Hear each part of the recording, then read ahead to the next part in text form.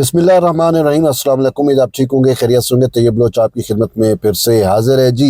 आज जो है वो हम बड़े अहम मौज़ूआत पर बात करेंगे। सबसे पहली बात तो ये है कि इजहार तशक्कुर मिडल ईस्ट के अंदर जो है वो तशक्कुर पाकिस्तान के नारे गूंज रहे हैं, चाहे वो ईरान हो, चाहे वो मिडल ईस्ट हो। इस पूरे खित्ते में, खलीजी ममालिक में जहाँ जहाँ जंग के बादल हैं और मुस्लिम वर्ल्ड पे जहाँ पे जंग के बादल हैं, वहाँ पे पाकिस्तान का शुक्रिया अदा क्यों किया जा रहा है, इस पे बात करेंगे। लेकिन इसके साथ साथ एक और अहम डेवलपमेंट है, और वो डेवलपमेंट ये है कि रूस ने पाकिस्तान को सस्ता तेल फराम करेगा।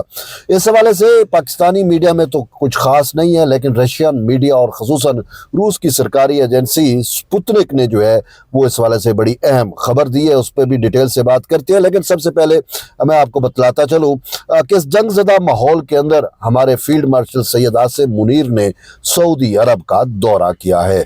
सऊदी अरब में वो सऊदी के जो वज़ीर दिफा हैं उनसे उनकी मुलाकात हुई, मीटिंग हुई, और उसके बाद जो है वो सूरत हाल कुछ यूं बदली कि वो ईरान जो कल तक सऊदी अरब पे, दुबई पे, कतर पे हमले कर रहा था, आज उसने बयान दे दिया। और ख़ुद वो बयान मैंने, आपने या किसी उसके वज़ीर ने नहीं दिया, बल्कि बयान ख़ुद ईरानी सदर की जानिब से दिया गया। और ईरानी सदर ने कहा कि अब हम जो है वो मुस्लिम ममालिक पे जो है वो हमले नहीं करेंगे। इस हवाले से उन्होंने माफ़ी भी मांगी है।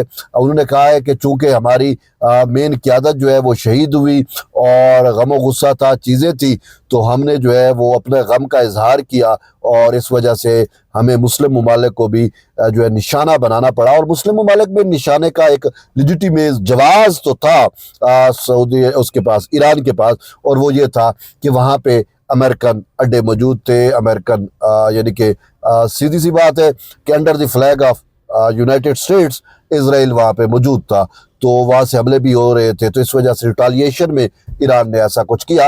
लेकिन उसके बाद अचानक ये सूरत हाल क्यों तब्दील हुई, क्या कुछ हुआ, मैं आपको बताऊं कि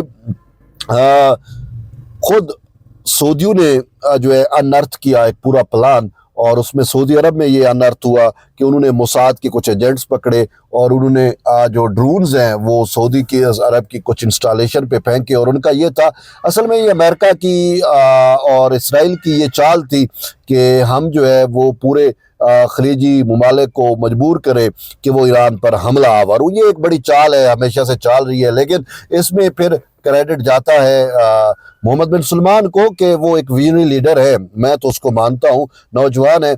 उन्होंने ईरान के साथ अपने तल्लुकात बहाल किए थे। आपको पता है ईरान और सऊदी अरब के दरमियान बड़े अरसे से कशीदगी थी।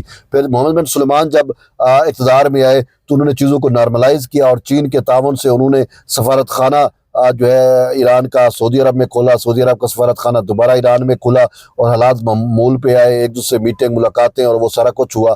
तो वो शिया सुन्नी मसलक का जो एक फड्डा जिसको हवा दी हुई थी यहूदियों ने, वो उसको मिनिमाइज करके उसने मुस्लिम ममालिक में एक अहम रोल प्ले किया था। तो फिर जो है वो जो हॉस्टाइल सिचुएशन थी वो काफ़ी कम हो गई थी।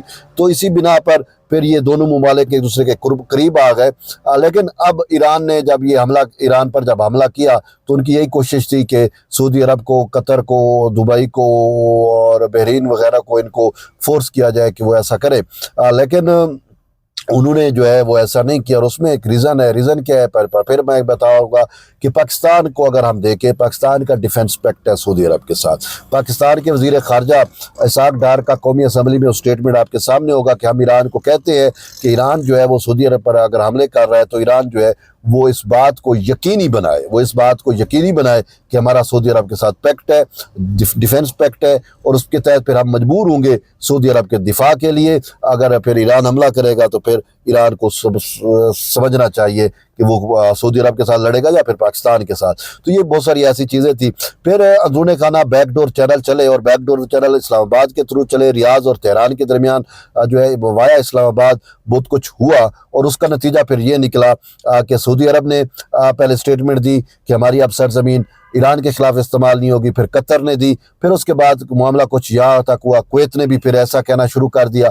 फिर मामले यहाँ तक चले गए कि जो है वो पाकिस्तान ने अपना ऐसा रोल प्ले किया कि आज जो है वो ईरान कहने ने कहा कि अब हम हमला नहीं करेंगे। और ये मुलाकात जो वज़ीर दिफा के साथ थी, ये बहुत अहम मुलाकात थी। हमारे फील्ड मार्शल सैयद आसिम मुनीर का वो विज़न कि मुस्लिम वर्ल्ड के लिए पाकिस्तान को सिक्योरिटी शील्ड बनाया जाए, वो अमली तौर पर अब आपको और हमारे सामने पाया तकमील तक पहुंचते हुए नज़र आ रहा है कि मुस्लिम वर्ल्ड को लड़ाने की जो इसराइल की साजिश थी उसको पाकिस्तान ने अनर्थ किया। अगर पाकिस्तान जो है वो सऊदी अरब के साथ है तो दूसरे पे पाकिस्तान के ऊपर ये इल्ज़ाम लगाया जा रहा है। मैं नहीं कह रहा कोई पाकिस्तानी कहे तो शायद लोग बात ना माने, लेकिन इसराइली चैनल्स पे बैठ के ये कहा जाता है कि ईरान जो इसराइल पे हमले कर रहा है उसके पीछे या उसकी टेक्नोलॉजी के पीछे, इतनी महारत के पीछे पाकिस्तान है। तो अब पाकिस्तान और अब कुछ भी, तो शायद ये एक रीज़न है कि हमने एक अच्छा अज़रबैजान के साथ भी ऐसा हुआ, इसराइल की कोशिश थी कभी कुर्दू के ज़रिए भाई ईरान पे हमले कराए जाए, ईरान के ख़िलाफ़ मुस्लिम ममालिक को इकट्ठा किया जाए। जब इनने इनकार किया तो अज़रबैजान पे एक हमला किया गया और अज़रबैजान ने ईरान को ब्लेम किया, लेकिन उसमें भी फिर पाकिस्तान ने अपना रोल प्ले किया कि ये ना हो कि अज़रबैजान और ईरान का भी जंग या फटा पड़ जाए। तो वो भी हमने, तो यूँ हमने कशीदगी भी काम की, अपना रोल भी प्ले किया और उसके नतीजे में मुस्लिम वर्ल्ड को एक बड़े सानिये से, एक दूसरे से लड़ने से, फितने से, फसाद से, इसराइल और मोसाद की चालाकियों से हमने इनको सिक्योर किया, हमने इनको बचा लिया। That's credit goes to Pakistan. ये क्रेडिट पाकिस्तान की क़यादत को जाता है, ये credit field marshal Syed Asim Munir को जाता है। अब आते हैं हम तेल पे।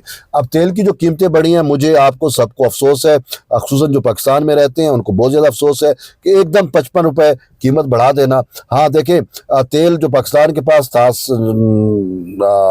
एक दिन का मतलब एक माह का आपके पास ज़ख़ीरा होता है, तो एक माह के ज़ख़ीरे में यानी कि $70 में तेल ख़रीदा गया था पर बैरल।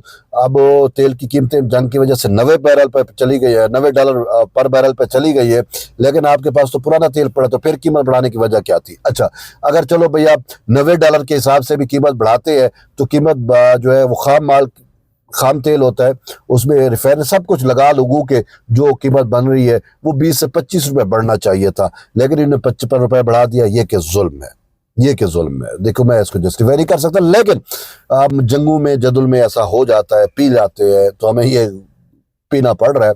लेकिन इसके साथ साथ एक और अहम डेवलपमेंट ये है कि स्ट्रेट ऑफ हुर्मुज़ पाकिस्तान के लिए बंद नहीं हुई, और दूसरा ये है कि रूस ने रशियन मीडिया स्पुतनिक, मैं कोट कर रहा हूँ, स्पुतनिक का कल का एक वीडियो जो न्यूज़ है वो बड़ा पाकिस्तान में भी वायरल हो रहा है, और उसमें उन्होंने कहा है कि जो है ना 73,000 बैरल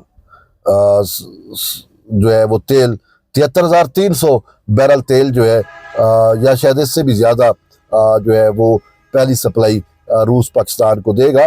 और उन्होंने कहा है कि रूस का जो बड़ा ऑयल टैंकर है वो सस्ता तेल लेकर ओमान में आएगा और ओमान से फिर पाकिस्तान को वो छोटे टैंकर्स में तेल सप्लाई किया जाएगा, और पाकिस्तान की जितनी ज़रूरत है उसको तेल वो मिल सकता है, और ये सस्ता तेल होगा, ये तेल सस्ता होगा। तो ये अच्छा, फिर इसमें एक और चीज़ है कि इंडिया सस्ता तेल ले रहा था रूस से, और फिर अमेरिका ने उसको टैरिफ का डराया, ये किया तो इंडिया ने अमेरिका कह के सरेंडर कर दिया, रूस से सस्ता तेल लेना बंद कर दिया। फिर इंडिया ने स्टैब इन दी बैक किया ईरान को, और ईरान का जो नेवी का जहाज़ था उसको जो इंडियन ओशन में डुबवाया उसने इसराइल और अमेरिका के ज़रिए, तो रूस को इस पर गुस्सा है। अब अमेरिका ने इंडिया को ये फेवर दी, चूँकि भाई आपने हमारे इत्तेहाद को ज्वाइन किया, आपने हमें हेल्प आउट किया है, तो भाई आप 30 दिनों के लिए रूस से सस्ता तेल ले सकते हैं। तो अब जब इंडिया गया रूस से सस्ता तेल लेने के लिए, तो रूस ने कहा कि इट्स ओके, हम आपको तेल तो देने को तैयार है, लेकिन अब डिस्काउंटेड तेल नहीं मिलेगा, आपको रेट पे मिलेगा जो रेट है। तो सस्ता तेल इंडिया के लिए ख़त्म हो गया कि आपको जब वक्त आता है आप इंडिया के आगे सरेंडर कर जाते हो, और ये सारी चीज़ें हैं। तो अब पाकिस्तान को रूस भी तेल देने को तैयार है। अब पाकिस्तानी क़यादत पे है कि वो किस तरीके से, और इधर सऊदी अरब ने भी कहा है कि हम पाकिस्तान को तेल पूरा करेंगे। तो बहरहाल लेकिन इन सारी चीज़ों के बावजूद तेल का महंगा होना आपकी, मेरी और हर पाकिस्तानी की लाइफ को मुश्किल में डाल रहा है। तो बहरहाल ये अहम डेवलपमेंट थी। आप इस वक्त से क्या कहते हैं, और मज़ीद आपके फीडबैक का इंतज़ार रहेगा। मिलते हैं एक नई वीडियो, तब तक इजाज़त, अल्लाह हाफ़िज़।